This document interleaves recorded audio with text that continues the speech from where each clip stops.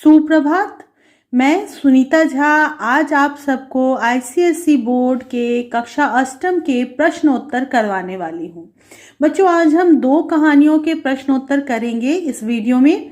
और जो कविताएं हैं, मुझे ऐसा लगता है कि जब तक आप उसे समझ ना लें तब तक उसके प्रश्नोत्तर करना व्यर्थ है। इसलिए जो 2 कविताएं इस टर्म में आप लोगों को पढ़ना है, यानी पाठ 16 के बाद जो 2 कविताएं हैं वो मैं पहले एक्सप्लेन करूंगी और उसके बाद उसके प्रश्नोत्तर आपको समझाऊंगी।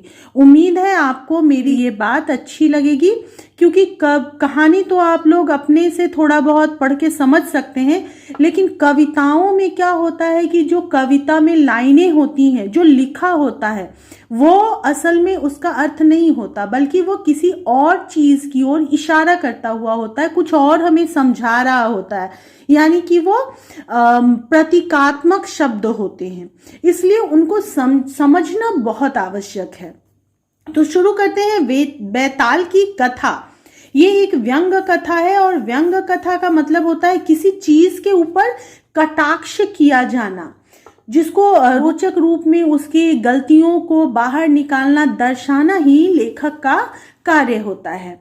जैसे इस कहानी में हरिशंकर परसाई जी, जो व्यंग कथा के लिए काफी फेमस है, काफी जाने जाते हैं, उन्होंने इस कथा में समाज में फैले हुए भ्रष्टाचार, घूसखोरी, अपना काम निकालने का जो लोग नए नए तरकीब ढूंढते हैं, उन चीजों की तरफ दर्शाया है।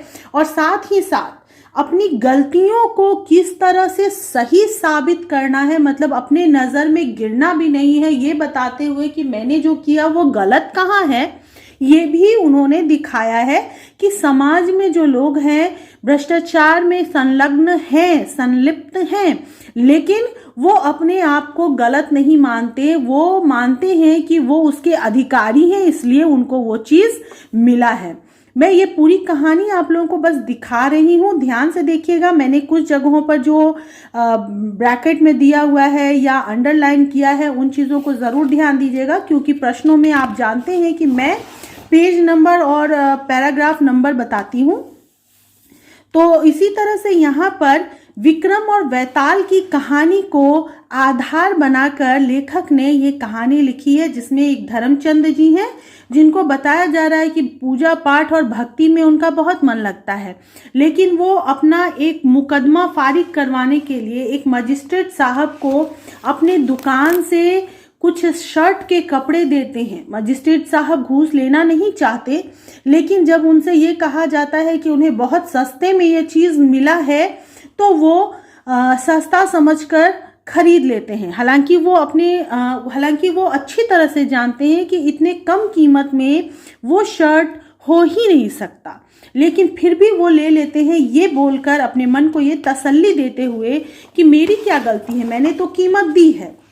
लेकिन और बाद में दिखाया जाता है कि जब वो फैसला देने के लिए, यानी कि जज साहब जो हैं, वो जब फैसला करने के लिए कोर्ट में बैठते हैं, और उस समय सेठ धर्मचंद की गलती होती है, उनको सजा होने को होती है, लेकिन जो शर्ट उन्होंने पहन रखी होती, जो कमीज उन्होंने पहन रखी होती है, उसका वजन, यानी कि जो उन्होंने घूस के तौर पर जो कमीज दिया था सेठ जी ने, उस घूस का वजन जो होता है उनकी आत्मा को इस तरह से दबोच लेता है, इस तरह से दबा लेता है कि ऐसा लगता है कि वो कपड़ा एक फौलाद में परिवर्तित हो गया हो, बदल गया हो। फौलाद अर्थात लोहे में बदल गया हो।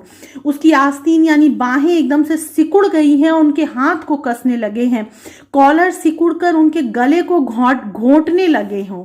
मतलब वो उस घूस के, उस पैसे के जो सेठ जी ने उन पे खर्च किया था, उससे इस तरह से दब गए कि उनको धर्मचंद जी के पक्ष में निर्णय करना पड़ा। और जैसे ही उन्होंने निर्णय किया, कमीज फिर ठीक हो गई और बिल्कुल वो नॉर्मल हो गए, जैसे कि वो पहले बैठे हुए थे। अर्थात कि अगर हम किसी से फेवर लेते हैं, चाहे वो किसी भी वजह से क्या कुछ भी कहकर वो फेवर आपको क्यों ना दिया गया हो, तो फेवर लेते हैं तो हम क्या हो जाते हैं, मजबूर हो जाते हैं कि सामने वाला का काम हमें करना ही होगा। इसलिए कहा जाता है कि किसी से इस तरह की सहायता या किसी से इस तरह से मदद मांगना नहीं चाहिए जब तक कि वो आपके लिए उचित ना हो। उसी चीज को हरिशंकर परसाई जी ने बहुत सुंदरता से लिखा है। फिर दिखाया है कि बेताल जब पूछते हैं कि दोनों में से किसका धर्म गया, किसने अपना ईमान खोया, बेईमान बन गया, तो विक्रम उत्तर देते हैं कि ईमान किसी का नहीं गया। आज के समय के अनुसार ही ये व्यंग में ही, कटाक्ष के रूप में ही ये उत्तर भी दिया गया है कि ईमान किसी का नहीं गया, क्योंकि धर्मचंद ने कपड़े का दाम लिया। उसने कहा कि ये कपड़े सस्ते हैं, सो आप सस्ते में खरीद लीजिए, तो उसने तो दाम लिया और साहब तो कीमत देकर कपड़ा खरीद रहे हैं, तो वो जानते हुए भी वो तो पैसा दे के खरीद रहे हैं, इसलिए वो बेईमान हो ही नहीं सकते हैं साहब जी। तो इसलिए दोनों में से कोई बेईमान नहीं है। ये एक कटाक्ष ही है, लेकिन इस तरह से उसको सही साबित किया गया है। तो बच्चों, हम लोग आज इस पाठ का प्रश्नोत्तर करेंगे। मैं जल्दी ही कभी ऐसा हो सकता है कि मैं इस पाठ को की पूरी व्याख्या भी करूं, क्योंकि इसमें बहुत कुछ ऐसा है जो आपको सिर्फ कहानी सुनने से नहीं, बहुत से वाक्य ऐसे हैं जो व्याख्या करने से ही आपको समझ में आ सकता है। तो ये रहे आपके शब्दार्थ। प्रश्नों के उत्तर मैंने जैसे कि हमेशा दिया है आधे वाक्य में, तो इनको आपको पूरा करना है पूर्ण वाक्य में। अब यहाँ पे जैसे मैंने पेज नंबर 113 और पैरा फर्स्ट लिखा हुआ है, तो आपको यहाँ पे आना है पेज 113 और उसका फर्स्ट पैराग्राफ आपको देखना है। बेताल ने विक्रम से क्या कहा? बेताल ने कहा यहां तक, ठीक है। उसके बाद है कपड़े, धर्मचंद भगवान की कसम खाकर क्या बताता है? तो ये उत्तर देखिए, प्रश्न संख्या 2 का उत्तर यहाँ पे देखिए। कपड़े के दर और उधारी के हिसाब के बारे में वो हमेशा भगवान की कसम खाकर ही ग्राहकों को बताया करता था, ठीक है। तो आप यहाँ पे लिखेंगे धर्मचंद कपड़े की दर और उधारी का हिसाब भगवान की कसम खाकर बताता था। तीसरा है धर्मचंद ने अपनी दुकान पर नए साहब का स्वागत कैसे किया? तो पेज नंबर 114 और पैराग्राफ 2 आप यहाँ पे देख सकते हैं। उसने कपड़ा नापना छोड़ दिया। जैसे ही सेठ ने देखा कि साहब आ रहे हैं और उसने पहचान लिया, वैसे ही उसने कपड़ा नापना छोड़ दिया और सीढ़ी पे खड़ा होकर के उनको आगे को बुलाने लगा, उन्हें पान की तस्तरी दी और उनकी जी हुजूरी करने लगा। तो यहाँ तक आप आराम से लिख सकते हैं, ये लिखने की जरूरत नहीं है। उसके बाद प्रश्न है साहब ने कपड़े की क्या कीमत दी? यहाँ देखिए उत्तर, साहब ने 7 आने गज के हिसाब से कीमत दी कपड़े की, ठीक है। तो ये मैंने उत्तर वहां पे लिख भी दिया है 115 में, यहाँ पे पेज नंबर में है वो, और जो मैंने उत्तर यहाँ पे लिख भी दिया है। नए साहब कपड़े का दाम सुनकर क्यों परेशान हो गए? कपड़े की कीमत बहुत अधिक थी, जो नए साहब चुका पाने में असमर्थ थे, इसलिए कपड़े का दाम सुनकर वो परेशान हो गया और उन्हें वो बहुत पसंद भी आया था, वो उसे खरीदना भी चाहते थे। अगला प्रश्न है शाम को प्रार्थना करते समय धर्मचंद ने भगवान से क्या कहा? Page number 114 last line, page number 115 first paragraph. तो अब हम लोग पेज नंबर 114 की लास्ट लाइन को देखेंगे और पेज नंबर 115 के फर्स्ट पैराग्राफ को देखेंगे। ये देखिए, सेठ के मुकदमा जीतने पर लोगों ने क्या कहा? बहुत साफ साफ इसमें उत्तर दिया हुआ है। पेज नंबर 116 के थर्ड लास्ट पैराग्राफ जो है उसमें बहुत साफ साफ इस प्रश्न का उत्तर दिया गया है। Third last paragraph, first, second और थर्ड। तो यहाँ पे दिया हुआ है कि धर्मचंद के जीतने की खबर फैल गई और सबको आश्चर्य हुआ। कोई कहता कि साहब ने ईमान खो दिया और कोई कहता कि धर्मचंद का ईमान गया, और कुछ लोग मानते थे कि दोनों का ईमान खोया। तो ये दोनों लाइनें आपको लिखनी है। अगला प्रश्न है किसका ईमान गया? बेताल के यह पूछने पर विक्रम ने क्या उत्तर दिया? तो इस प्रश्न का उत्तर मैंने अभी अभी आपको दिखाया भी था, समझाया भी था, तो बस यहीं से आपने उत्तर देंगे। बस प्रश्न से आप मिलाएंगे कि किसका ईमान गया बेताल के पूछने पर विक्रम ने डैश डैश उत्तर दिया। मतलब ईमान किसी का नहीं गया, क्योंकि धर्मचंद ने कपड़े का दाम लिया और साहब ने कीमत देकर कपड़ा लिया। बस यहां तक आपको लिखना है। अब है किसने किससे कहा। मैं तेरी लगन देखकर बहुत संतुष्ट हूं, बैताल ने विक्रम से। ये भी उत्तर मैंने पूरा यहाँ पे लिख दिया है आपके लिए। यहाँ पर आत्मा जोड़कर इन शब्दों के साथ एक नया शब्द बनाना है, जो कि मैंने यहाँ बना दिया है। अब यहाँ पे भी जो है मैंने अनेक शब्दों के एक शब्द लिख दिए हैं आपके लिए। अब आते हैं मुहावरे और उनके वाक्य प्रयोग, तो वो भी मैंने आपके लिए लिख दिया है। ठीक है। अब चूंकि पाठ 17 एक कविता है, और जैसा कि मैंने कहा कि कविता मैं आपको बाद में पूरी कविता समझाने के साथ ही एक उत्तर दूंगी, और जल्दी ही दूंगी, इसीलिए मैं वो अभी आपको नहीं समझा रही हूँ।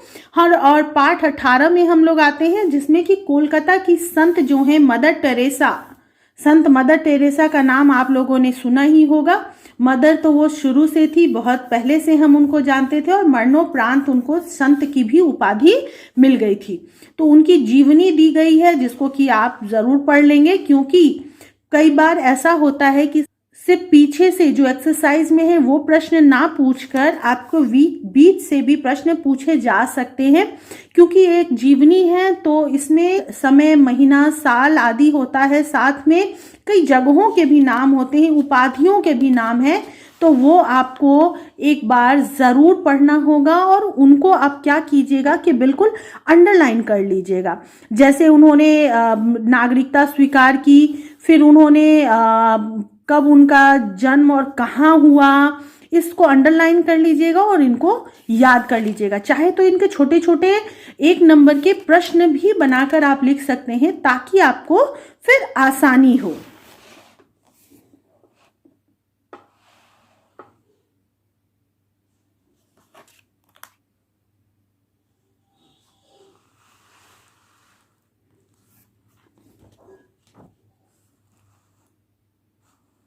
तो अब शुरू करते हैं इसके प्रश्नोत्तर। जैसा कि मैंने आपको बताया है, ये सब अधूरे हैं, तो इन प्रश्नों के उत्तर आप पूरा कर लेंगे। फर्स्ट क्वेश्चन जो है पेज 125 में है, और फर्स्ट पैराग्राफ में लास्ट 4 लाइन्स आपको लिखने हैं, वो मैं आपको दिखा दे रही हूँ। ये देखिए, लास्ट 4 लाइन्स अंडरलाइन किए हुए हैं। उसके बाद लघु उत्तरीय प्रश्न, उत्तर मैंने सारे लिख दिए हैं, बस अधूरे वाक्य हैं जिनको आप पूरा कर लेंगे। उसके बाद दीर्घ उत्तरीय प्रश्न, मोती झील की मलिन वस्ती को देखकर सिस्टर टेरेसा ने क्या संकल्प लिया, तो ये आप पूरा लिखेंगे। उन्होंने संकल्प लिया कि हाँ, यही है मेरा कर्म क्षेत्र और यही मुझे सेवा करनी है। तो प्रश्न को लिखने के बाद ही उसको उत्तर को पूरा करेंगे। प्रश्न संख्या 2 मैंने पूरा लिखा है। ठीक है। प्रश्न संख्या 3 page number 127, first paragraph 8th to 11th line and last 4 lines. तो पेज नंबर 127 हम लोग निकालते हैं, और इस पेज में first paragraph page number line 8 line से लेकर 11th, और फिर आखिरी 4 लाइनें जो हैं ये पूरा आपको लिखने हैं। उन्होंने क्या कहा था जब उन्हें नोबेल पुरस्कार मिला था। तो ज़रूरी नहीं है कि आप इतना डिटेल में लिखें, इसको थोड़ा शॉर्ट करके उनकी मुख्य बातें जो हैं, जैसे कि धर्म से मैं कैथोलिक नन हूँ, ये लिखने की ज़रूरत नहीं है। वृत्ति से मैं सारे संसार की हूँ, मेरा हृदय पूर्ण रूपेण जीसस के हृदय को समर्पित है। बस यहाँ तक आप लिखेंगे, ये लिखने की ज़रूरत नहीं है। ठीक है। मदर टेरेसा प्रतिदिन कौन सी प्रार्थना किया करती थी, पेज नंबर 127 का ही ये जो है, ये उनकी प्रार्थना है जो वो प्रतिदिन किया करती थी। ठीक है। तो यहाँ से आप यहाँ तक लिख लेंगे। उसके बाद यहाँ पे ऑप्शनल क्वेश्चन है जिनको मैंने पूरा कर दिया है। यहाँ पर संधि किए गए कुछ शब्द हैं जो मैंने बता दिया है। विपरीतार्थक शब्द भी मैंने यहाँ पे लिख दिए हैं, और उपसर्गों से शब्द मैंने 2 आपके लिए लिख दिए हैं ताकि आपको दिक्कत ना हो, वो भी आप यहाँ पे देख सकते हैं। उसके बाद कोलकाता की संत मदर टेरेसा के जीवन के बारे में ये तथ्य दिए गए हैं, जो सच्चाई है उनके बारे में, जो कि सबको पता होनी चाहिए, वो यहाँ पे दिए गए हैं। उसके बाद नोबेल पुरस्कार से पुरस्कृत महान भारतीय व्यक्तियों के नाम यहाँ पे देने थे, जो मैंने 1 या 2 करके जो मुझे समझ में आए मैंने लिख दिए। आप इसे नेट से भी सर्च कर सकते हैं। आशा है इन दोनों पाठ के प्रश्नोत्तर आपको अच्छे से समझ में आ गए होंगे। जल्दी ही मैं अगले पाठ के प्रश्नोत्तर के साथ भी हाजिर होती हूँ, और यकीन रखिए मैं 1 सप्ताह में ही सारे वीडियो अपलोड कर दूंगी। आपकी परीक्षा में कोई भी परेशानी नहीं होगी। तब तक के लिए बाय बाय, टेक केयर।